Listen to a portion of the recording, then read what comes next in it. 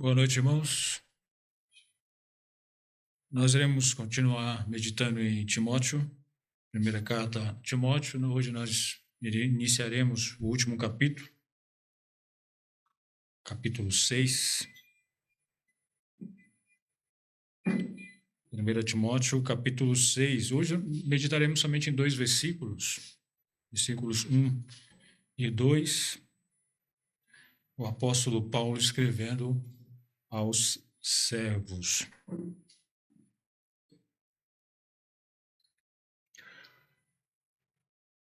Gostaria de ler a palavra do Senhor, depois estaremos meditando.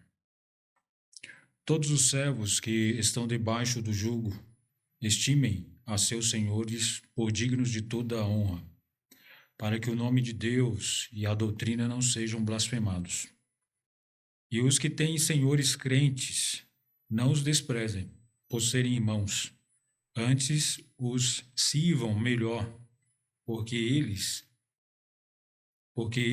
que participam do benefício são crentes e amados.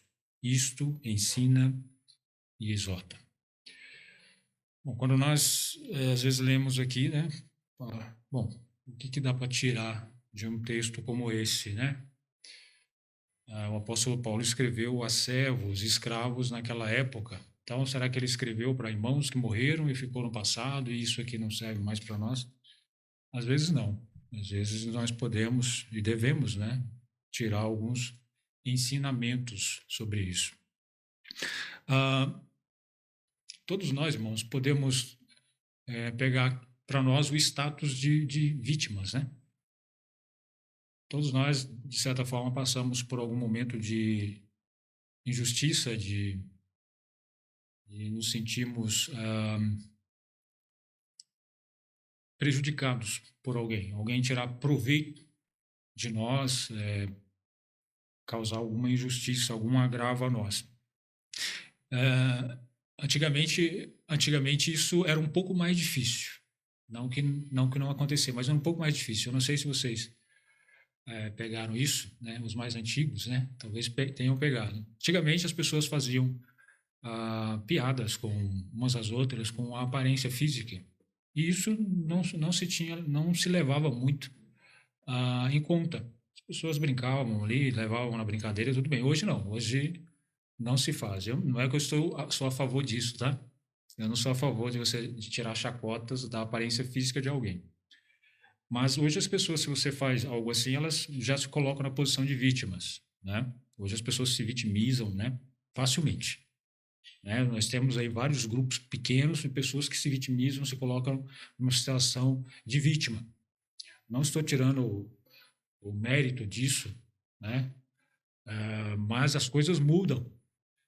Mas mesmo com todas essas mudanças, né, nós percebemos que nessa questão de colocar-se como vítima, de ser vítima, os escravos, eles, nessa nossa história da humanidade pecadora, os escravos foram das pessoas, das categorias, né, das pessoas mais vitimizadas de todos, né, de todos os homens, nós poderíamos dizer. Porque, como nós vemos, não só na Bíblia, mas em toda a história, nós vemos que essas pessoas elas eram realmente injustiçadas. Elas eram colocadas em uma circunstância difícil, ruim. Nós poderíamos até dizer que, em algumas situações, essas pessoas eram vistas e tratadas como animais. Nós entendemos um pouco disso até na forma como o apóstolo Paulo aqui fala, né? Debaixo de jugo. Era muito comum se ter debaixo de jugo o animal. O animal estava sob o jugo do seu proprietário. E, irmãos, era muito comum usar esse termo para o céu, debaixo do jugo. Por quê? Porque ele era propriedade de alguém. Ele pertencia a alguém. Então, nós não devemos imaginar muito que as pessoas tinham direitos, né? Pois não tinham. Elas pertenciam a alguém. Elas eram donas de alguém assim como o animal, né? Para trazer benefício, trazer lucro para o seu dono, o seu senhor, o seu proprietário. O escravo era da mesma forma. Ele estava ali para trazer benefícios, para trazer lucro para o seu proprietário, para o seu senhor. Então, era uma circunstância bem difícil, bem difícil. E naquela época, irmãos, uma coisa que se observa é que muitos, né, muitos escravos estavam se convertendo ao cristianismo. Por quê? Porque existiam muitos escravos. Dizem que a média em Roma, no Império Romano, era de 1/3 para mais da população era escravo. 1/3 para mais. Isso eu estou, pelo que eles falam, é por baixo. 1/3 da população era escravo. E muitos desses escravos estavam se convertendo ao cristianismo. E agora? Como esses escravos deveriam se comportar? Deveriam se rebelar? Deveriam brigar contra Deus pela circunstância, reclamar? O que eles deveriam fazer? Né? Essa é a questão que o apóstolo Paulo se depara. E o que ele faz? Ele dá ensinamentos àqueles homens, os quais não somente servem para eles, mas para todos nós, em todos os tempos. Todos nós podemos tirar proveito desse ensinamento, dessa exortação e ensinamento que o apóstolo pede a Timóteo que dê aos irmãos em Éfeso, a esses irmãos em Éfeso. Uma coisa, irmãos, que estudando esses versículos eu acabei notando é que nós vivemos né? Quando eu falo assim, estou me referindo a mim, tá? Às vezes eu faço as orações me referindo a mim, eu falo as pregações referindo a mim, então às vezes eu coloco no geral, mas eu estou olhando para mim, tá? Então é impressionante como a gente olha muito para nós, para o nosso umbigo. Somos egoístas, né? Ficamos olhando somente para nós mesmos e esquecemos do resto, do que está em volta de nós. E esquecemos o quanto a vida é injusta. Eu posso estar falando isso aqui e você está pensando, mas como assim injusta? Você está sendo ingrato agora? Isso é um pensamento egoísta, sabia? Quando você ouve uma frase como essa e fala assim, nossa, essa pessoa é ingrata. Por que um pensamento egoísta? Porque nós continuamos olhando para nós mesmos. As coisas estão indo tudo bem. Nós não estamos passando dificuldade alguma. Então, não há justiça. Mas, irmãos, essas pessoas aqui, muitas delas, simplesmente nasceram escravos. Algumas, né, eram escravas porque eram endividadas. Então, elas se tornavam escravas. Mas a maioria dessas pessoas era porque os seus pais já eram escravos e elas nasceram escravas. Isso é justo para você? É justo, por exemplo, né? Nós temos os nossos filhos, eles nascerem num lar onde todos nós, né? Eu imagino, todos nós nascemos num lar onde nós tínhamos ali o alimento, nós tínhamos o que comer, o que beber, né? Ou muito ou pouco mais tínhamos. Mas você já prestou atenção em outros países aí fora onde as pessoas simplesmente ganham mal para sobreviver? Eu não tenho coragem nem de olhar fotos de crianças de outros países, né, como a Somália, outros países assim muito pobres, que é uma imagem terrível, irmãos. É uma imagem. E isso quando muitas dessas pessoas simplesmente não são ali tragadas pela guerra, aquela guerra civil, né? Pisam em uma mina ou leva tiros. Isso é justo para você?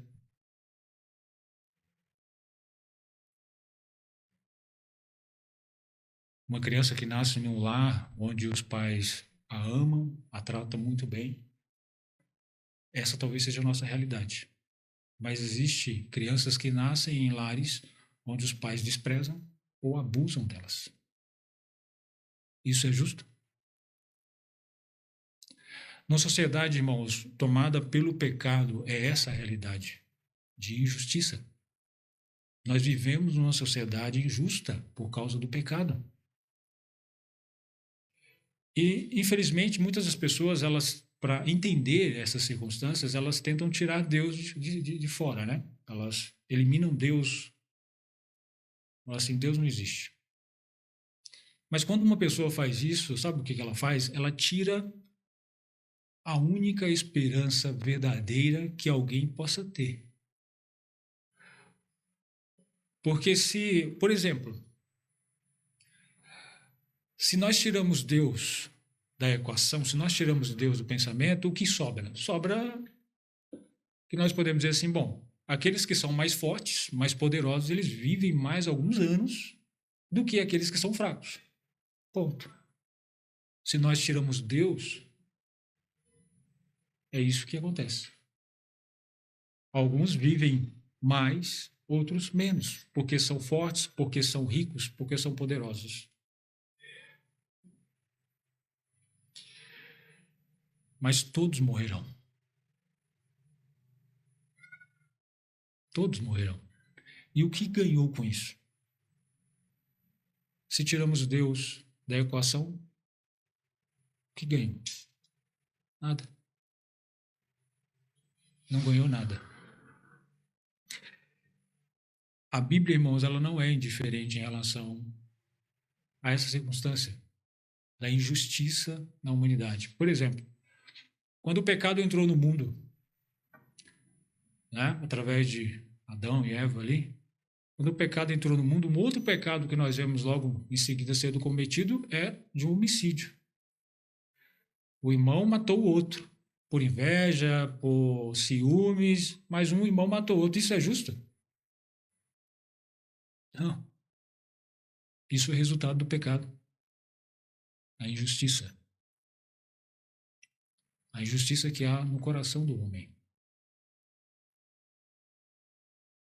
É por isso que nós enxergamos, quando eu particularmente saio desse meu mundinho, né, de olhar somente para o meu umbigo e para a minha vida, eu percebo o quão injusto é a vida aqui no mundo por causa do pecado. Por causa do pecado que tem tomado conta da vida do homem. A Bíblia, irmãos, ela deixa bem claro que se algum homem busca justiça da parte de Deus, se o homem buscasse justiça da parte de Deus, o homem seria lançado no inferno rapidamente. Porque todos os homens é isso que merecem de Deus. Porque todos os homens, como a palavra de Deus fala, todos pecaram e destituídos estão da glória de Deus. Por quê? Porque não há nenhum que busca a Deus. Na verdade, o homem, ele simplesmente olhou para a lei de Deus, para a palavra de Deus, e falou assim, olha, não é isso que eu quero, não. Eu não quero seguir a sua vontade, eu quero fazer a minha. Se rebelou dizendo, olha, eu quero fazer aquilo que o meu coração ensina, meu coração quer. Eu quero fazer aquilo que eu tenho vontade, que eu tenho desejo, eu não quero fazer o que você quer. Então, essa é a atitude do homem.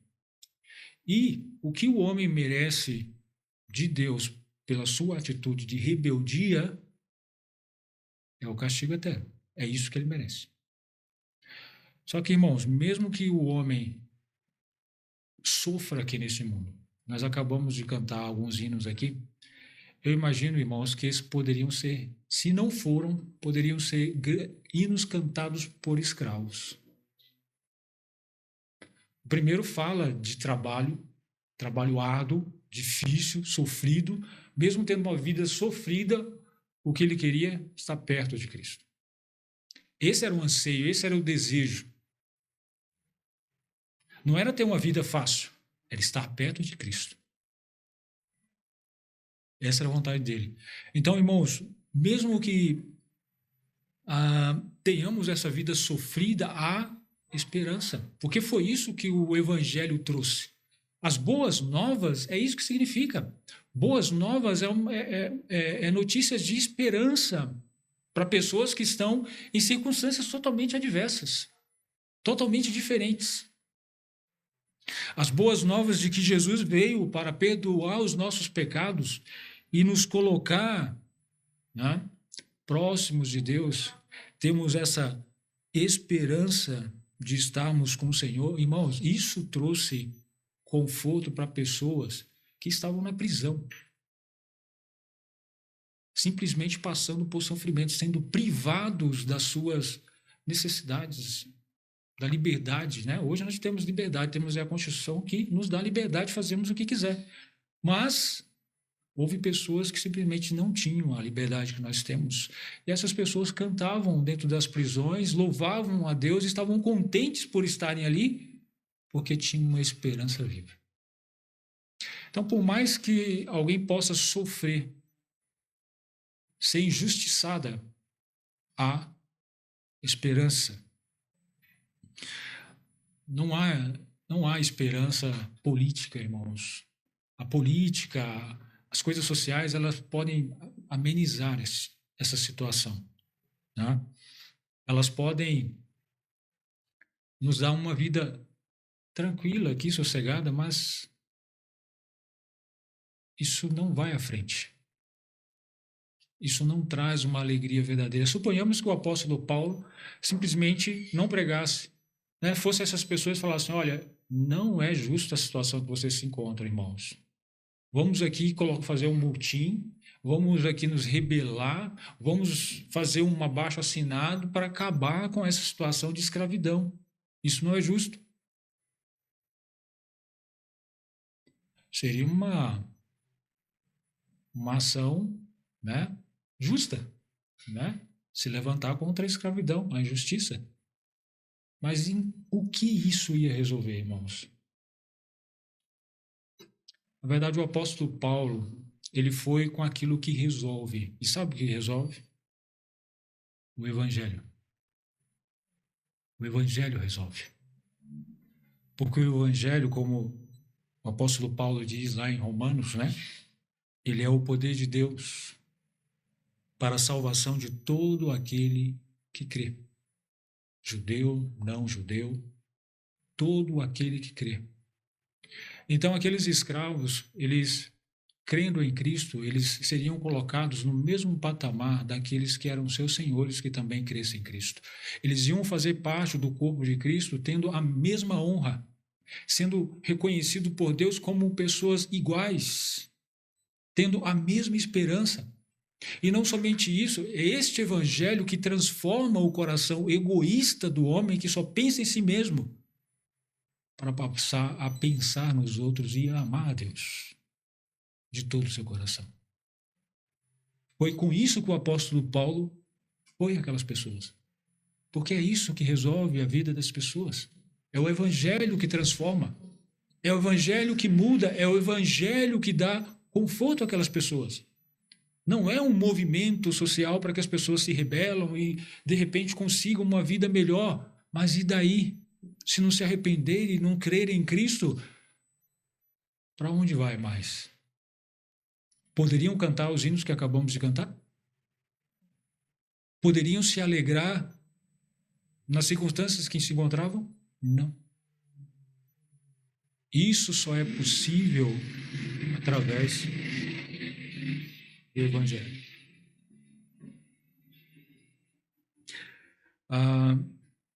Nós vemos, irmãos, que esse aqui é um grande exemplo de que tornar-se cristão não resolve os problemas, né? Algumas pessoas pensam que se crê em Cristo, eles simplesmente terão todos os seus problemas resolvidos. Isso é um engano. Isso é um engano, porque esses irmãos aqui, pelos quais o apóstolo Paulo estava pedindo que eles fossem ensinados, exortados, esses irmãos, no dia que eles se converteram, se alegraram grandemente no Senhor por terem se convertido, crido em Cristo. No dia seguinte, eles sabiam que eles tinham que voltar aos seus trabalhos, ao seu serviço. e continuar servindo aos seus senhores. Continuar a vida como escravos. Muitos nasceram escravos, viveram como escravos e morreram como escravos. Então não mudou a vida deles. Quando eles creram em Cristo, ela não se transformou, né, numa maravilha de uma hora para outra. Pelo contrário, talvez se tornou até mais pesada. Porque agora os seus senhores tinham mais um motivo para aproveitar deles, ou até mesmo zombar. Você não é cristão? Por que você está reclamando da sua carga horária? Hoje a gente reclama de trabalhar 8 horas por dia, né? Eu fiquei surpreso quando eu ouvi falar que uma das primeiras leis que saiu, leis trabalhistas, foi para crianças. Para que crianças trabalhassem somente 12 horas por dia. Imagina quanto tempo essas crianças trabalhavam antes dessa lei. Imagina quanto tempo um escravo trabalhava. Ou seja, era o tempo todo, irmãos. Não tinha lei trabalhista. Não tinha direitos. Só tinha deveres. Dever de servir ao seu Senhor. Era essa a obrigação deles. Eles tinham que servir, estar dispostos a servir em todo o tempo. Está dormindo, acorda, vai me servir. Era esse o papel de escravos. E lembrando, escravos crentes, irmãos em Cristo. Eles agora poderiam estar sendo zombados por isso, por serem crentes, por causa da sua fé. Passando por maiores dificuldades, né? Porque se tem uma coisa que o homem procura ser espertinho, né? Nós temos aqui esse termo usado pelo brasileiro, espertinho, ser espertinho. E, infelizmente, esses espertinhos, geralmente, eles tiram proveito das situações, né? Eu li alguns comentários que alguns escravos aproveitavam a situação para roubar os seus senhores e tal, aproveitar, trabalhar, não trabalhar de acordo, na conformidade dos horários, do que era para ser feito. Esses novos crentes, escravos, não poderiam mais fazer isso. Eles não poderiam mais tirar proveito de situações, roubar, enrolar no trabalho. Eles não podiam mais, porque eram cristãos.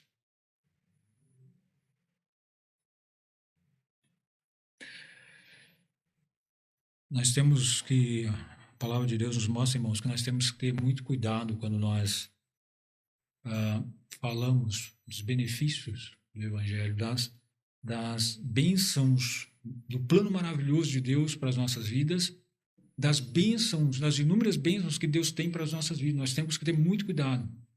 Por quê? Porque essas coisas precisam estar claras. Porque muitas das vezes, esse plano maravilhoso de Deus, ele vem acompanhado de uma doença incurável. Ele pode vir acompanhado de uma prisão. Você ser preso simplesmente por pregar o Evangelho. Ele pode vir acompanhado de apedrejamentos, de morte, como nós vemos tanto na Bíblia como fora da Bíblia. Pessoas que morreram, pessoas que sofreram perseguição por causa do Evangelho.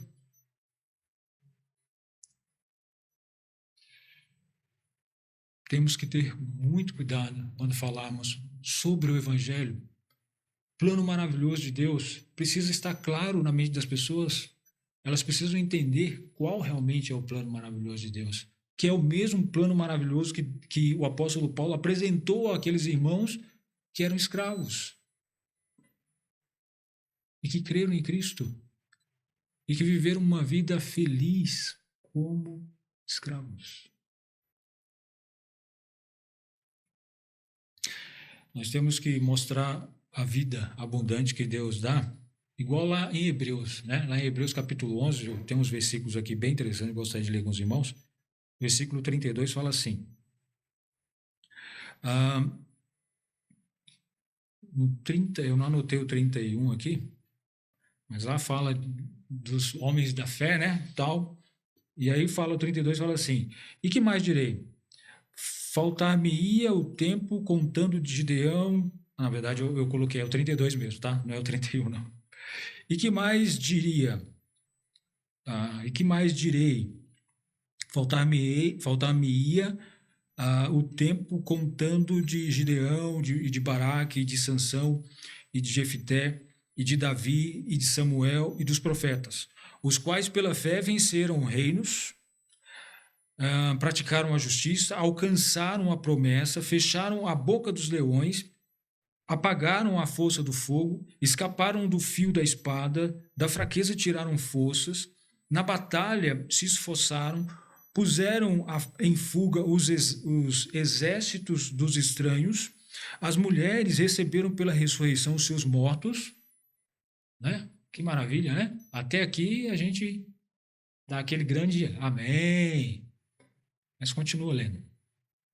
Continuemos lendo. Aí ele fala assim: uns foram torturados, não aceitando o seu livramento para alcançarem uma melhor ressurreição, e outros experimentaram escárnio e açoites e até cadeias e prisões. Foram apedrejados, cerrados, tentados, mortos a fio da espada, andaram vestidos de peles de ovelhas e de cabras, desamparados, aflitos e maltratados, dos quais o mundo não era digno, errantes pelos desertos e montes e pelas covas e cavernas da terra. Devemos estar sempre certificando se o que nós estamos passando é o evangelho verdadeiro. Para que quando as pessoas creiam em Cristo, eles creiam realmente pelo que Cristo está oferecendo a eles.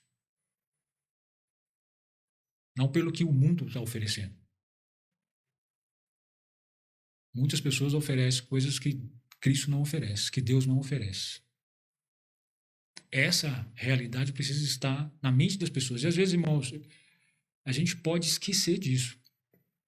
Porque como eu disse, e por experiência minha, às vezes a gente fica olhando para o nosso mundinho e esquecemos que há no mundo muita injustiça e muitas pessoas passando por dificuldades, e muitas dessas são crentes. Muitas pessoas passando por injustiças e muitas dessas são crentes. E por quê? Alguns falam assim, porque estão em pecado.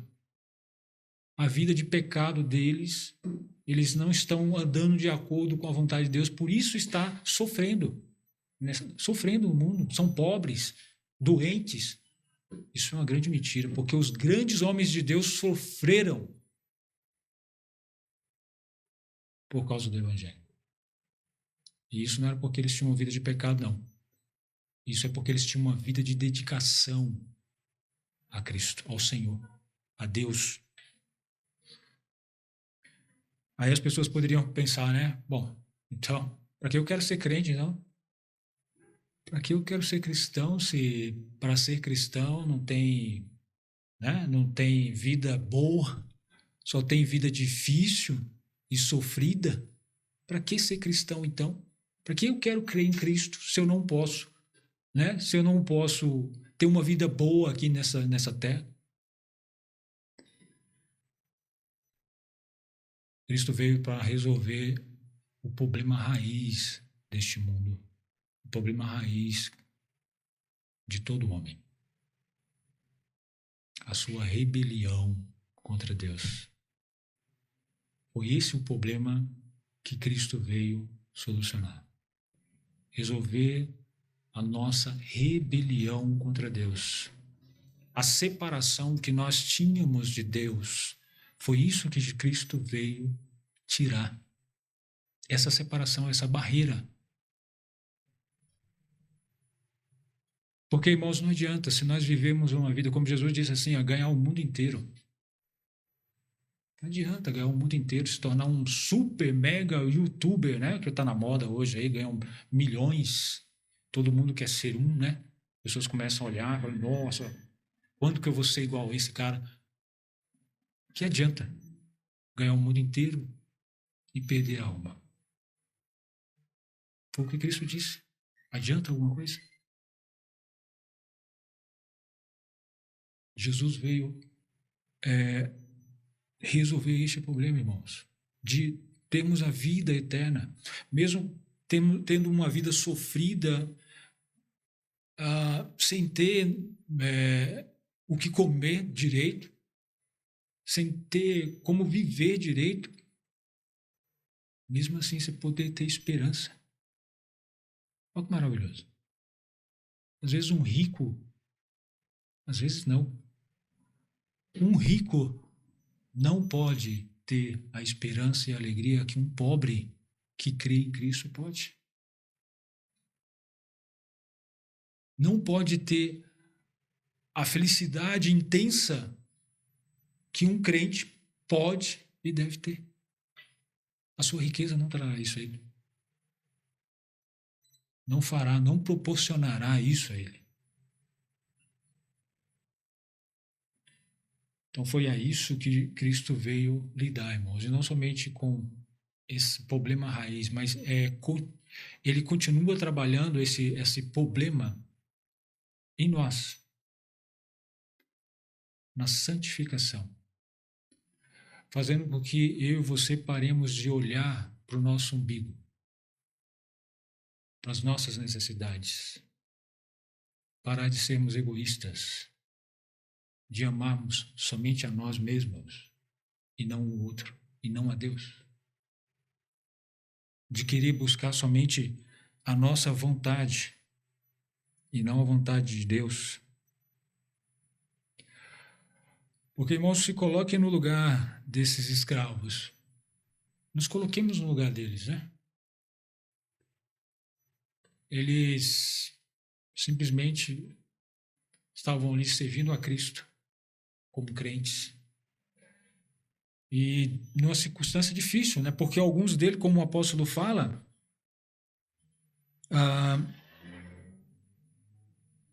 os servos que estão debaixo do jugo estimem a seus senhores por dignos de toda honra. Sabe a quem ele está se referindo aqui? Aqueles senhores pagãos, injustos. Aqueles que, tipo assim, suponhamos, né? Nos coloquemos no lugar do escravo. Ele tá lá, já teve aquele dia duro de trabalho, ele tá lá querendo se descansar, o seu senhor fala assim, não, opa, eu preciso que você faça isso ainda. O seu senhor não está preocupado se ele está cansado ou não. Ele quer que ele faça aquilo. Então, ele, numa circunstância como essa, né? Alguém está nessa circunstância, trabalhando como escravo aí? Eu reclamo pra caramba do meu trabalho, mas não estou trabalhando como escravo, não. Estou longe disso. Muito longe. Então, irmãos, uma pessoa numa situação como essa, ele está na igreja de Éfeso ali, esperando, né? O apóstolo Paulo está mandando uma carta. Nossa, provavelmente o apóstolo Paulo vai mandar uma carta ali, né? Mostrando alguma forma de sairmos dessa circunstância, de não sermos mais escravos, de resolver essa situação, né? Se você está numa situação injusta, o que você quer fazer? Quer resolver aquilo de qualquer forma e quer sair daquilo. Então é isso que eles estão esperando. O apóstolo Paulo fala assim, olha, estime esses seus senhores por dignos de toda honra.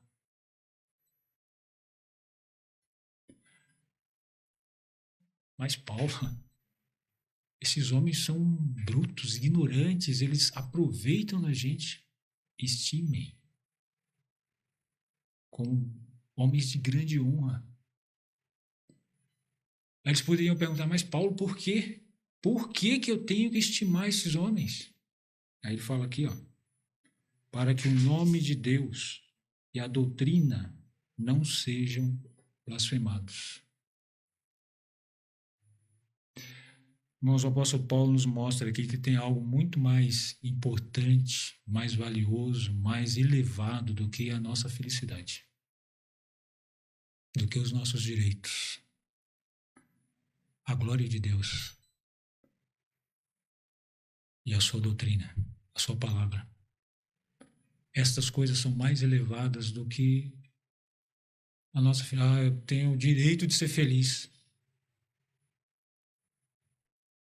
Bom, todos nós, né, podemos ser felizes e devemos. Basta buscar as coisas espirituais. Ele nos mostra isso, irmãos. Que independente da circunstância, nós devemos buscar primeiro que Deus seja glorificado nas nossas atitudes. Porque, irmãos, muitas vezes o incrédulo, ele só ouvirá sobre o evangelho, sabe quando? Nas nossas ações. Nas nossas ações. Muitos incrédulos só saberão alguma coisa do cristianismo em nós, olhando para as nossas vidas. Quando nós somos injustiçados, né? Quando sofremos algum abuso, alguma injustiça, é nesses momentos que as pessoas olham e querem saber a nossa reação. Infelizmente, irmãos, e é nesses momentos que nós devemos dar o testemunho.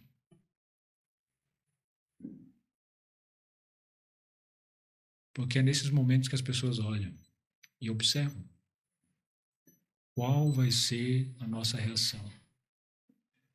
Se nós iremos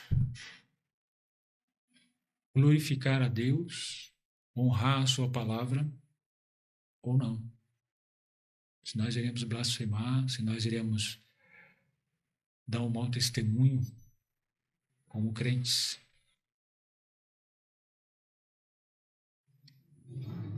O apóstolo Paulo poderia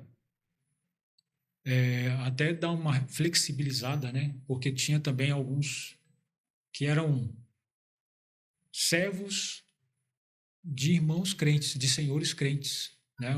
Alguns irmãos que eram senhores, eram proprietários de servos. O apóstolo Paulo poderia pelo menos escrever para eles, mas não. O apóstolo Paulo escreveu só para os servos, para que eles não desprezassem aqueles servos crentes, irmãos. Pelo contrário, deveriam se dedicar mais ainda, trabalhar mais ainda. Porque eram, como ele fala, né? Porque eram crentes e amados. Então, eles deveriam se dedicar mais ainda.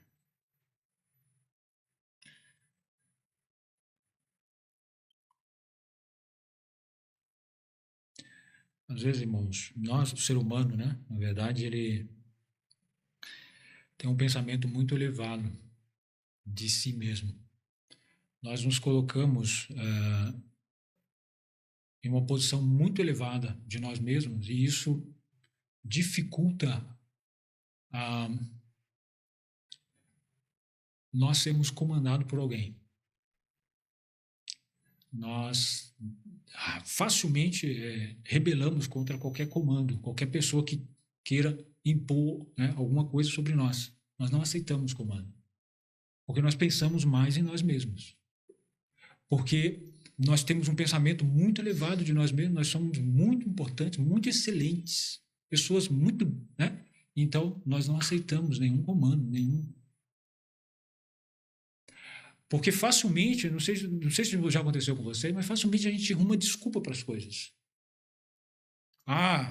Eu fiz isso ou eu não fiz porque eu fui uma vítima. Você viu a forma como ele falou comigo, ou como ele me tratou, ou ela me tratou? Então, sou uma vítima. Sempre, né? Eu já percebi isso. Em quem que eu percebi isso? Em mim. Que é muito fácil. Às vezes eu preciso me segurar para não dar desculpa. Uma tendência muito grande de dar desculpa das coisas. De querer sempre se justificar das coisas. Né? Nunca me colocar abaixo, nunca reconhecer, poxa, eu estou errado. Nunca, nem sequer parar para examinar isso. Irmão, se eu não paro para examinar se eu estou errado, você acha que eu estou parando para examinar se eu estou honrando ou desonrando a Deus?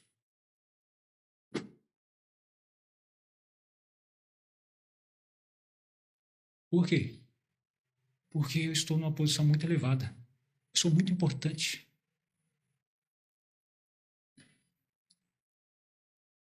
Eu não posso ser humilhado, rebaixado. E isso não vai acontecer a qualquer custo. Não importa o que eu tenho que fazer. Não serei humilhado. ou rebaixado. Muitas vezes é isso que nós pensamos, irmãos.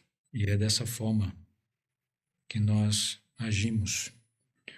Mas o nosso Senhor e Salvador Jesus Cristo, Ele nos chamou para uma vida de abnegação. Se nós esquecermos disso, a palavra de Deus faz questão de nos lembrar. Cristo nos chamou para uma vida de abnegação. Foi para isso que Ele nos chamou.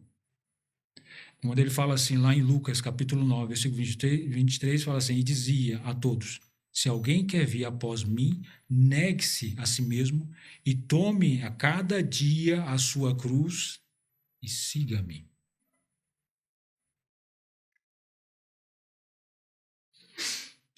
Irmãos, a morte de cruz, ela não foi planejada para que fosse uma morte rápida. Ela foi planejada para que fosse uma morte lenta, sofrida, dolorosa.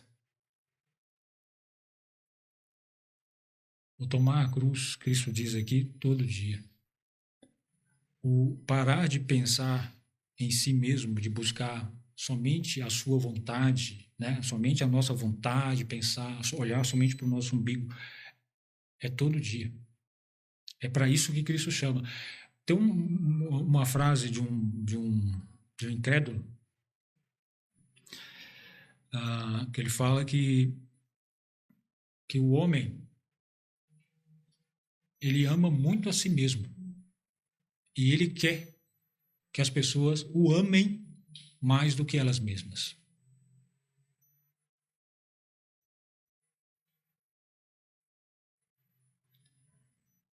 É essa a realidade do homem. E o homem, quando ele se encontra nessa situação, ele não aceita ser mandado por ninguém.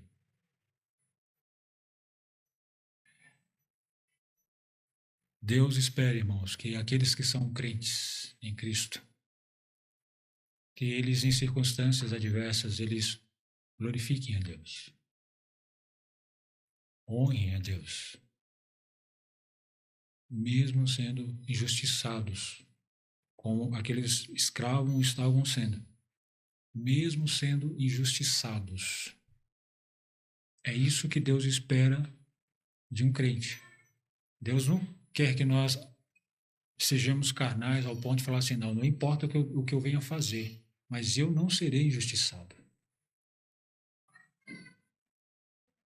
Isso não vem de Deus. Não deveria fazer parte do pensamento, do desejo de um crente. Na verdade, nós devemos sempre pensar em que fazer para que Deus seja glorificado, mesmo em uma injustiça para conosco. Era isso que Paulo estava mostrando para aqueles irmãos. Paulo não chegou a eles falando assim, vamos fazer um protesto, vamos acabar com essa escravidão, porque isso é injusto. Não. Sejam bons escravos cristãos, para que Deus seja glorificado, para que a palavra de Deus seja glorificada. E ele continua, né? Ele fala, no final do versículo, ele fala assim, ensina e exorta. Fala para Timóteo ensinar e exortar. Sabe por quê, irmãos? Deveria ser ensinado e exortado? Porque nós facilmente nos levamos pelo falso ensino da palavra de Deus que coloca o homem sempre no alto. Quer sempre nos elevar a nossa autoestima, colocar o homem onde ele não deveria estar. Ou seja, que o homem deve reivindicar as coisas, deve exigir de Deus que as coisas aconteçam, coisas boas, segundo a sua vontade, segundo a vontade do homem. Esses falsos ensinos precisam ser combatidos pela palavra de Deus. Por isso que Timóteo exorta, por isso que Paulo exorta Timóteo, fala a Timóteo para ensinar essas pessoas, para que eles tenham uma base doutrinária, para que quando se levantar algum falso evangelho, um evangelho prometendo coisas mundanas, prometendo uma vida boa aqui, eles possam falar, opa, isso não é o evangelho. Isso não é o evangelho de Cristo. O evangelho de Cristo não promete isso. Ou exortar, né? Quando ele fala exortar aqui, é por quê? Porque nós precisamos constantemente ser exortados. Sabe por quê? Porque a nossa carne sempre prefere o que é mentira. A nossa carne sempre prefere o que é fácil. Isso aqui, irmãos, a nossa carne não quer engolir isso, não. De que, olha, mesmo você passando por injustiça, baixa a cabeça, a nossa carne não aceita isso. A minha carne não quer aceitar isso. Por isso que eu preciso ser exortado constantemente. A palavra de Deus precisa estar sempre me exortando e mostrando, olha, independente da circunstância, glorifique a Deus. Glorifique a Deus. Irmãos, essa passagem aqui não está nos ensinando a sofrer qualquer tipo de abuso, de qualquer jeito. Por exemplo, abuso sexual ou abuso físico, de violência, e ficarmos calados. Porque se alguém estiver tomando sofrendo algum abuso desse tipo, esse alguém precisa denunciar. Porque essa pessoa pela qual essa pessoa, né, que está causando essa injustiça, ele tanto está indo contra a palavra de Deus, como também está indo contra as leis do nosso país. Então, essa pessoa precisa ser levada à justiça. Não é isso que a palavra de Deus está ensinando. Mesmo quando nós amamos alguém, o nosso inimigo, a verdade precisa ser dita. Às vezes, para nós ensinarmos alguém, nós amamos, nós precisamos falar a verdade, precisa ser tratado com a verdade. E a verdade, às vezes, pode maltratar as pessoas. Precisa ser feito. Não é isso que está dizendo aqui. Mas é ir contra o seu eu, o nosso eu, o pensar em nós mesmos, o ser egoístas. Ah, eu tenho direito.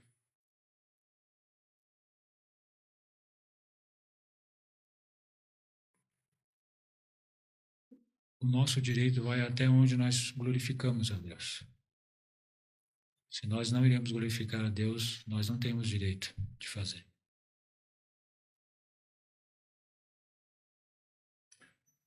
Irmãos, que Deus nos ajude a vencer o mal com o bem. A andarmos em conformidade com a palavra dele e cumprimos a sua palavra, independente das circunstâncias, porque hoje nós não estamos nas mesmas circunstâncias que os nossos irmãos, nas mesmas circunstâncias que muitas pessoas em países pobres, mas nós não sabemos o dia de amanhã. Às vezes nós podemos nos encontrar em circunstâncias difíceis, que irão nos exigir ações difíceis, respostas difíceis. E o que faremos? Glorificaremos a Deus? É isso que a palavra dele nos exorta. Que Deus seja sempre glorificado em nós, seja nos momentos bons, seja nos momentos ruins. Obrigado, irmãos, pela atenção. Deus abençoe a sua palavra.